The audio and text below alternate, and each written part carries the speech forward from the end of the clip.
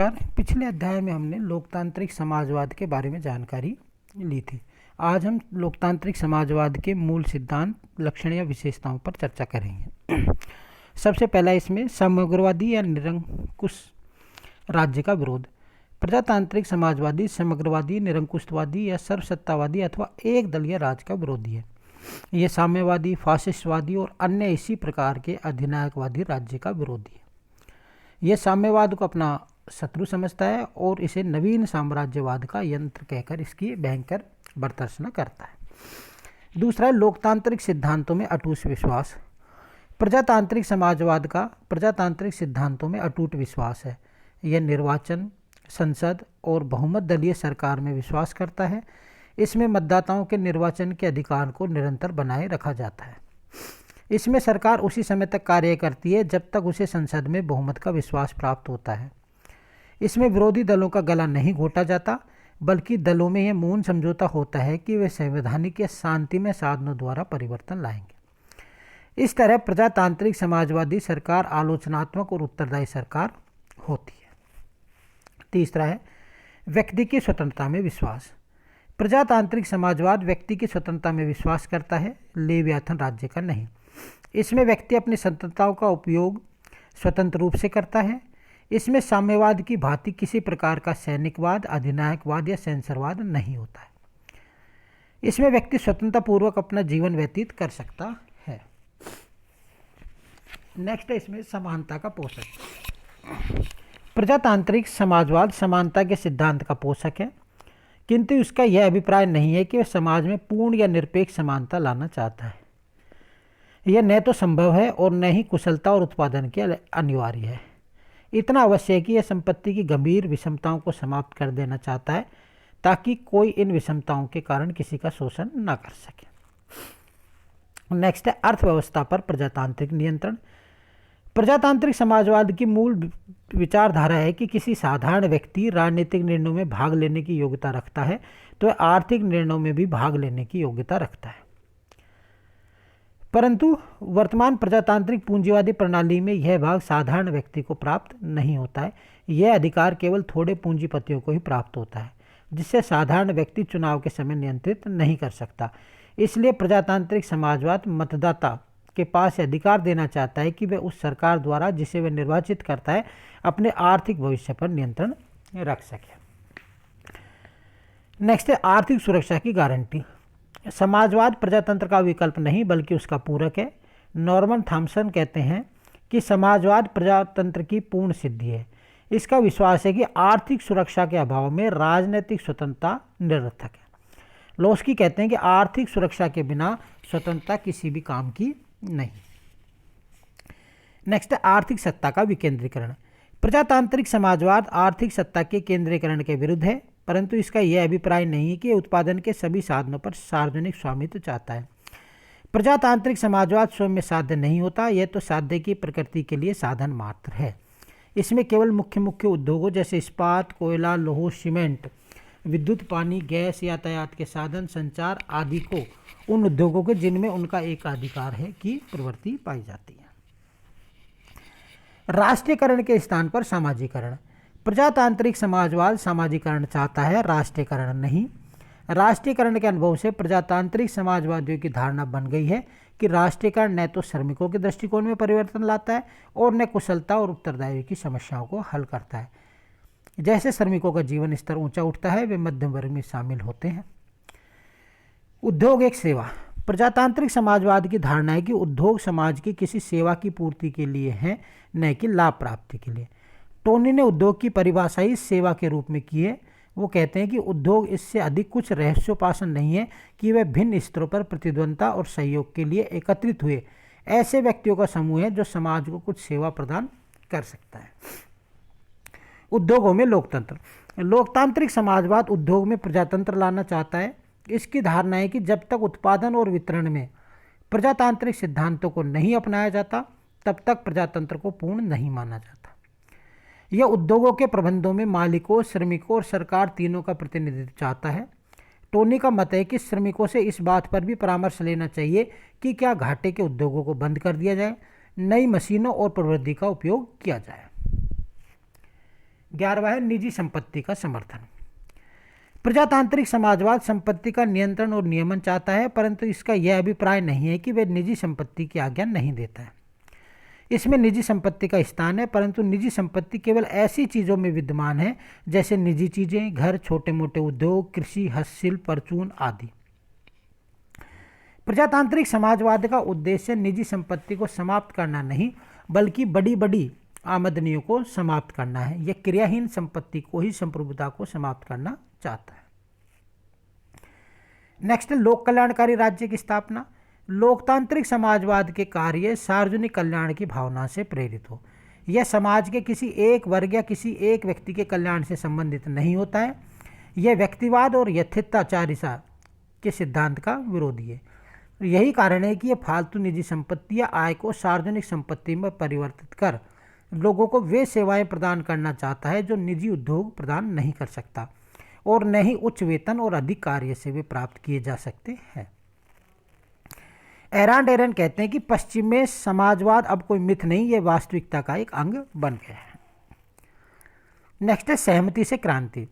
लोकतांत्रिक समाजवाद सहमति से क्रांति लाना चाहता है, न कि हिंसा, दमन या आतंक द्वारा। यह परिवर्तन के लिए संवैधानिक और शांतिमय साधनों का सहारा लेता है। यह अनुनय और प्रबोध में विश्वास करता है। यह वास्तविक समस्याओं के प्रति सामाजिक चेतना उत्पन्न कर परिवर्तन लाना चाहता है। इसमें जनमत परिवर्तन का आधार है, अनुनय इसका साधन है और संसद इसका मंच है। 14वां है प्रतिद्वंद्विता के स्थान पर सहयोग पर बल।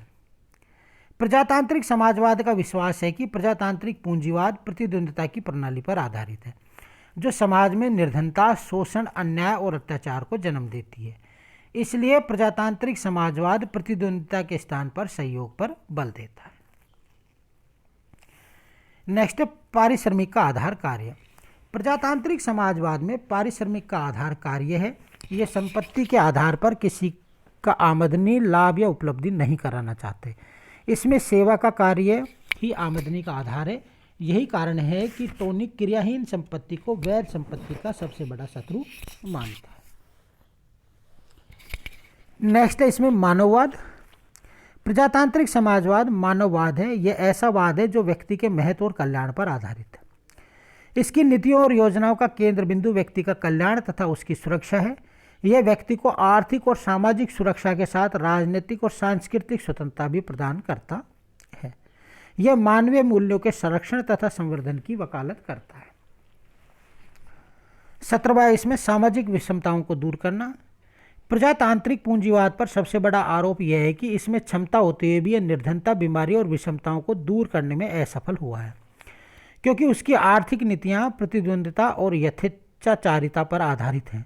प्रजातांत्रिक समाजवाद इन विषमताओं को दूर करने के लिए कोई अलादीन का चिराग नहीं, परंतु यह कम से कम ऐसा वैज्ञानिक तरीका है जो इन विषमताओं को दूर करने की दिशा बनाता है। अब हम देखेंगे लोकतांत्रिक समाजवाद का मूल्यांकन। इसके मूल्यांकन में सबसे पहला है इसके गुण। पहला है समाज के कल्याण की भावना। यह समाज के सभी वर्गों के कल्याण पर आधारित वाद है। यह सारे समाज का कल्याण चाहता है, किसी एक व्यक्ति या वर्ग का नहीं। दूसरा है दोष रहित विचारधारा। इसमें न तो पूंजीवाद के दोष हैं और न ही साम्यवाद के। यह व्यक्ति की पूंजीवाद के शोषण, अत्याचार और असमानता से मुक्ति दिलाता है। तीसरा है व्यक्ति की गरिमा तथा प्रतिष्ठा का सम्मान। यह व्यक्ति के व्यक्तित्व पर महत्व देता है और उसकी स्वतंत्रताओं को सुरक्षित रखता है। चौथा है व्यक्ति तथा समाज के हितों में संतुलन। यह व्यक्ति के हितों और समाज के हितों में संतुलन बनाए रखता है। उद्योगों का सामाजिक दायित्व। यह उद्योगों को लाभ का साधन नहीं मानता, बल्कि सामाजिक सेवा की पूर्ति का साधन मानता है। आर्थिक सत्ता का विकेंद्रीकरण। यह आर्थिक सत्ता का विकेंद्रीकरण चाहता है। यह निजी संपत्ति का उन्मूलन नहीं चाहता, उसका नियमन चाहता है। साम्यवाद का नियंत्रण करना। इसने साम्यवादी आंदोलन को शिथिल बना दिया है। इसके कारण साम्यवादी की क्रांति तथा हिंसक प्रवृत्ति को नियंत्रित किया जा सकता है। राष्ट्रीयकरण के दोषों का निराकरण करना। यह राष्ट्रीयकरण के दोषों से भी परिचित है तथा उन्हें दूर करने के लिए प्रयत्नशील है। जैसे भारत में लोकपाल और लोकायुक्त जैसी संस्थाएं या ऑम्बड्समैन जैसी संस्थाओं का विकास हुआ है। अब हम देखेंगे इसके दोष या डिमेरिट्स। सबसे पहला है विरोधाभास। E.M. बर्न्स का विश्वास है कि प्रजातांत्रिक समाजवाद स्वयं में एक विरोधाभास है। उसका कहना है कि प्रजातंत्र और समाजवाद को पृथक पृथक रूप में तो प्राप्त किया जा सकता है, परंतु दोनों को मिश्रित रूप में प्राप्त नहीं किया जा सकता। नेक्स्ट है ठोस सिद्धांतों का अभाव। प्रजातांत्रिक समाजवाद न तो पूर्णतः समाजवादी या प्रजातांत्रिक सिद्धांतों पर आधारित है और न ही समाजवादी सिद्धांतों पर। इन दोनों सिद्धांतों के सम्मिश्रण का परिणाम यह हुआ कि यह व्यवहारवादी, उपयोगितावादी और अवसरवादी बन गया है। पॉल रेमेडियर कहते हैं कि इस सिद्धांत के बिना समाजवाद तनुकृत पतला हो जाता है और ये अपनी शक्ति खो बैठता है। नेक्स्ट है राज्यवाद का खतरा। प्रजातांत्रिक समाजवाद में सबसे बड़ा दोष यह है कि इसमें लोक कल्याण के नाम पर राज्य के हाथों में अत्यधिक सत्ता का केंद्रीकरण हो जाता है। इसमें राज्यवाद के दोष उत्पन्न हो जाते हैं। जिन स्वतंत्रताओं को बचाने के लिए प्रजातांत्रिक समाजवाद प्रयत्नशील है वे राज्य की दया पर निर्भर हो जाती हैं। जहाँ राज्य की सर्वसत्तावादी और एकाधिकारवादी हो जाता है तो उसे नागरिकों की रक्षा कौन करेगा। डॉर्बिन कहते हैं कि योजना कार्यक्रमों का मुख्य उद्देश्य प्रतिबंध है और इसका मुख्य परिणाम प्रतिद्वंद्विता के स्थान पर एकाधिकार है। नौकरशाही की शक्ति में विस्तार। प्रजातांत्रिक समाजवाद में जैसे जैसे राज्य की शक्ति में विस्तार होता है वैसे वैसे नौकरशाही की शक्ति का विस्तार होता है। नौकरशाही की शक्ति के विस्तार से कर्मचारी में भ्रष्टता, घूसखोरी, छलकपट, व्यक्तिगत द्वेष की भावनाओं का विकास होता है। RHS क्रॉसमैन लिखते हैं कि राष्ट्रीयकरण उत्तरदायित्व की समस्या का हल नहीं, इन सब का परिणाम यह हुआ कि व्यक्ति के चरित्र का ह्रास या पतन हो गया। प्रेरणा के स्रोत का अंत। लोकतांत्रिक समाजवाद में मौलिकता और दक्षता के लिए कोई प्रेरणा के तत्व विद्यमान नहीं होते, क्योंकि समाजवाद में अधिक बल समानता पर दिया जाता है। इसमें आलसी और परिश्रमी, कुशल और अकुशल को एक ही तराजू में तोला जाता है, जिससे कुशल और परिश्रमी व्यक्ति हतोत्साहित होते हैं। इसमें न केवल उत्पादन में कमी होती है बल्कि वस्तुओं के गुणों में भी कमी आती है और अकुशलता बढ़ती है। इसके अतिरिक्त कर्मचारी की अकर्मण्यता, अकुशलता, उदासीनता और अनभिज्ञता समाज के लिए हानिकारक सिद्ध होती है। नेक्स्ट है उपभोक्ताओं की कठिनाई। लोकतांत्रिक समाजवाद में मुख्य उद्योग सार्वजनिक स्वामित्व के अधीन होते हैं। नौकरशाही की उदासीनता और भ्रष्टता के कारण उत्पादन में कमी आती है, जिससे उपभोक्ताओं को अनेक प्रकार की कठिनाइयों का सामना करना पड़ सकता है। उपभोक्ताओं को अपनी आवश्यकताएं उत्पादन के अनुरूप समन्वित करनी पड़ती हैं। सातवां है निर्वाह व्यय में वृद्धि। प्रजातांत्रिक समाजवाद में वेतनों की वृद्धि से निर्वाह व्यय बढ़ जाता है। इससे न केवल स्वामी ही प्रभावित होते हैं बल्कि श्रमिक भी प्रभावित होते हैं। स्थिर वेतन प्राप्त करने वाले लोगों की दशा दयनीय हो जाती है। उत्पादन मूल्य में भी वृद्धि हो जाती है, जिससे स्फीति तत्वों को बढ़ावा मिलता है और अंततः मांग और पूर्ति पर प्रभाव डालते हैं। लास्ट है इसमें समाजवाद साम्यवाद की प्रथम सीढ़ी। समाजवाद पर यह आरोप लगाया जाता है कि यह साम्यवाद की प्रथम सीढ़ी है और साम्यवादी जल्दी में समाजवादी है। लोकतांत्रिक समाजवाद और लोक कल्याणकारी राज्य। प्रजातांत्रिक समाजवाद स्वयं में साध्य नहीं है बल्कि साध्य को प्राप्त करने के लिए साधन है। इसका उद्देश्य सर्वदा सार्वजनिक कल्याण है। लोक कल्याणकारी राज्य का उद्देश्य भी सार्वजनिक कल्याण है, परंतु उद्देश्यों की समानता के बाद भी दोनों में मूल अंतर है। लोक कल्याणकारी राज्य के समर्थक मूलतः पूंजीवादी बने रहते हैं और वे जब संपत्ति पर सरकारी स्वामित्व का समर्थन करते भी हैं तो वे पूंजीवाद का विनाश नहीं करते बल्कि उसमें सुधार चाहते हैं। अर्थात वे पूंजीवाद में सुधार लाकर ही अधिक से अधिक लोगों को लाभ पहुंचा सकते हैं।